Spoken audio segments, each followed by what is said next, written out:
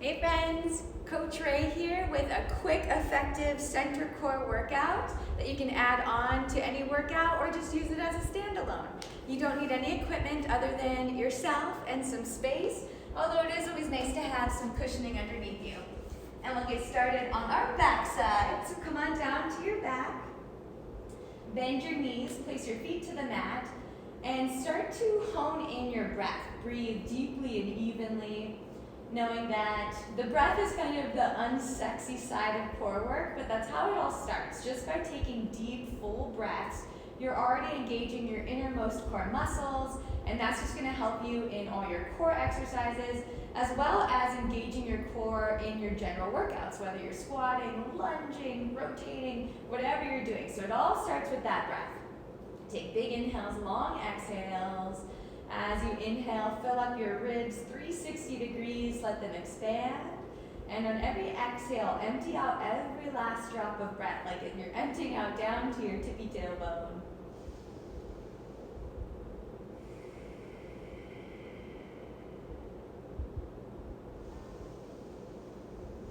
And as we start moving as well, you want to pay attention to your low back and its relation to the ground or the mat underneath you. It's okay to have kind of a neutral spine, a little space between you and the ground, but not so much that you're arching your back and you could slide your hand underneath. Or the other option is to firmly press your low back into the mat, mitigating any of that space and kind of tucking your tailbone under. So that's what we'll look at next. Bring your hands to your hips, to your pelvis, and think about like a cat-cow and arching and rounding of your low back. So start by arching your low back up away from the ground, maybe even flaring your ribs open.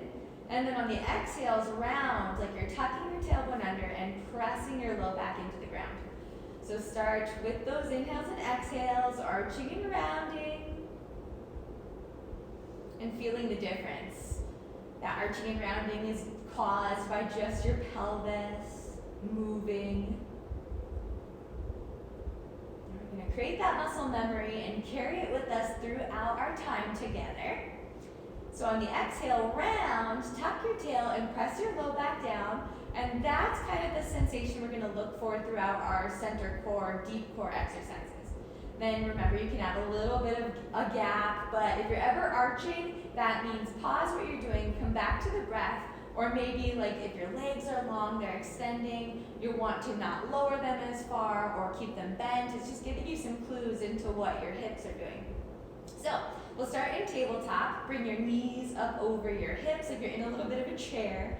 Flex your feet, and then bring your hands behind your ears or your head, enough that you can keep a long neck. So press the back of your skull into your palms, and we'll start with our simple crunches. So press your low back into the mat. On the exhale, curl your head, neck, and shoulders up away from the ground. Inhale, lie back. Press your head into your hands, crunch up. Inhale, release. Almost like you are looking up toward your belly button, and then inhale, lie back.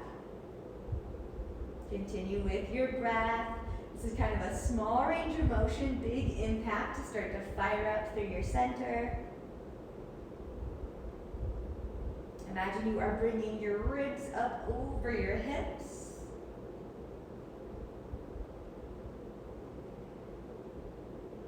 And use your breath to your advantage. The exhale lifts you up as you contract. Inhale, relaxes.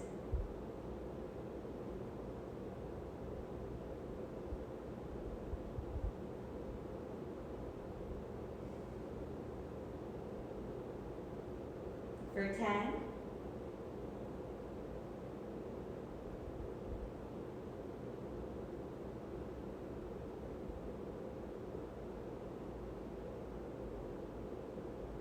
With control, last 5,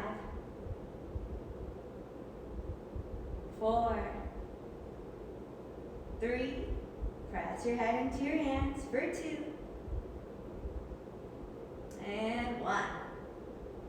All right, let your head rest back.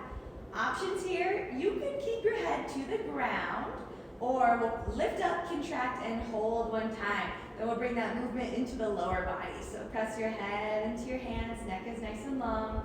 Either keep your head rooted to the ground, or on the exhale, roll up, look toward your belly button, Then your legs are in tabletop, your knees are bent. On an inhale, tap one set of toes or your heel down toward the ground, keeping your knee bent. Exhale, bring your right knee back up over your hips. On the inhale, tap the opposite toes or opposite heel down. Exhale back through center. Then you get the idea. We'll go side to side, alternating legs. And really the slower the better. We're looking for that control with your breath. Notice if your back is arching, tuck your tail under, see if you could press your low back into the mat just slightly further. Or maybe bring your toes down to a hover rather than a full tap. If your neck starts to get a little tired, then that's your cue to bring your head down to the ground and you are still working.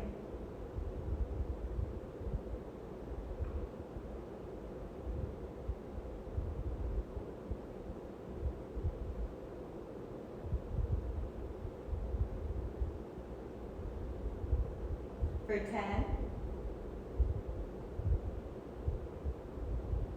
If you're lifted, could you lift a little higher?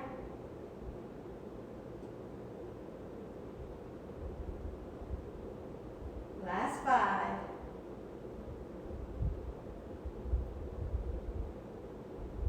For 3.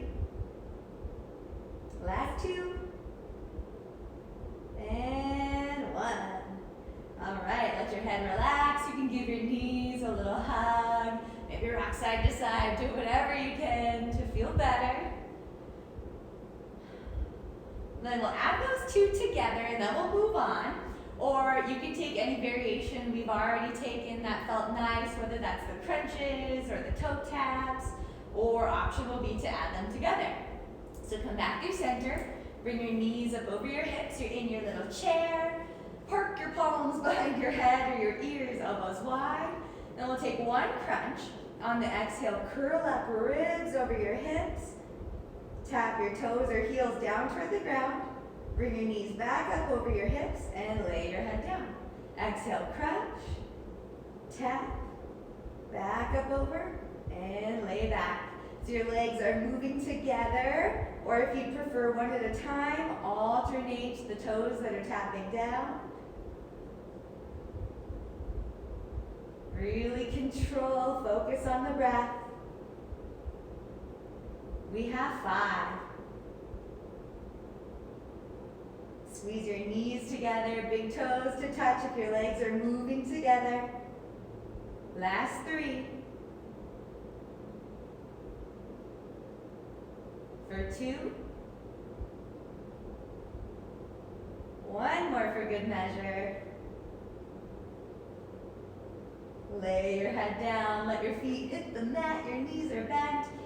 And then widen your feet toward the edges of the mat and let your knees fall side to side. Like you're wringing out that tension you created. Take a couple smooth breaths. Tell yourself you got this.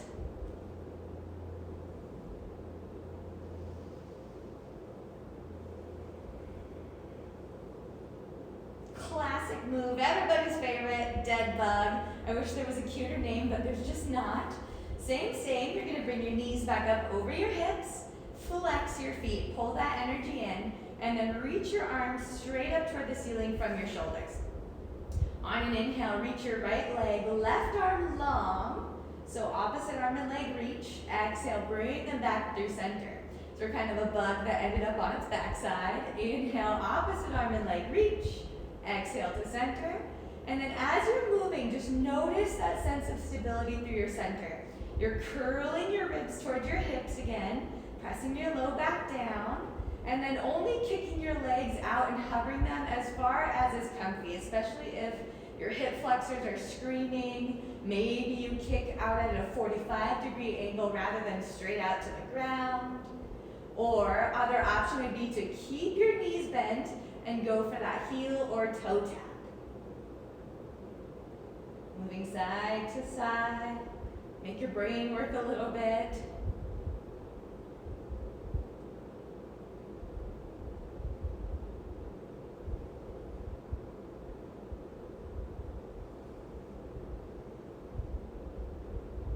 Last 10.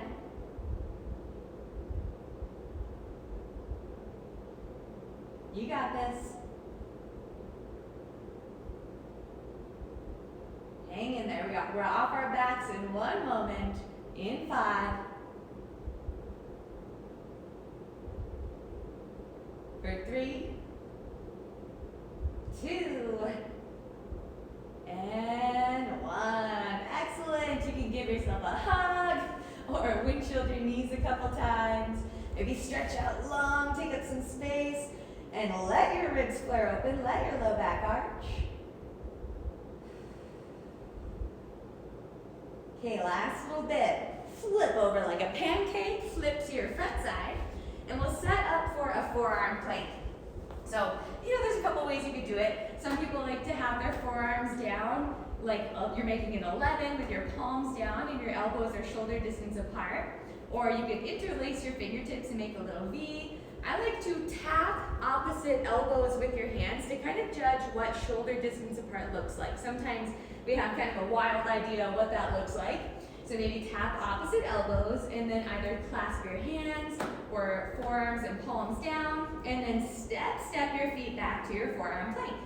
Then again, just like on our back sides, bring your ribs towards your hips, tuck your tail under. The one thing here is you wouldn't want your tail high in the air, so bring it back down. See if you can make that mind muscle connection to your glutes and your quads, your hamstrings. Give your legs a big squeeze, fire up and activate. And as you're holding the shape, don't hold your breath. And with this forearm plank position, tap one knee down to the ground and then the other. So it's like you're bending and extending through one leg and trying to keep your hips level in your plank.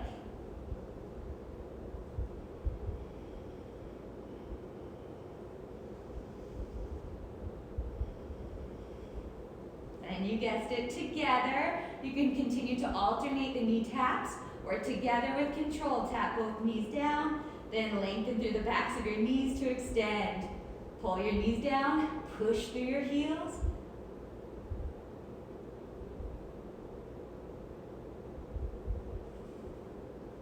For 10.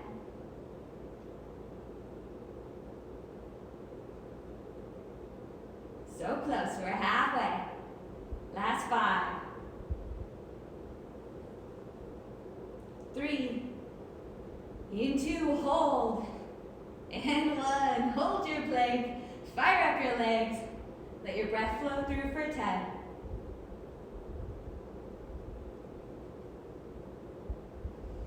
Let yourself wiggle and wobble and shake for 5.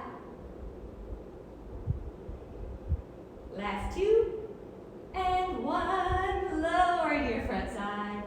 Then bring your forearms back down to the ground.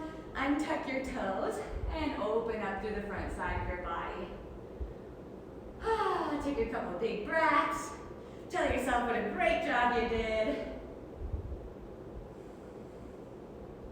And then you can lower fully to your front side. Give yourself a little pillow of your arms. Bend both knees. Let your feet fall side to side. Back to that windshield wiper maneuver.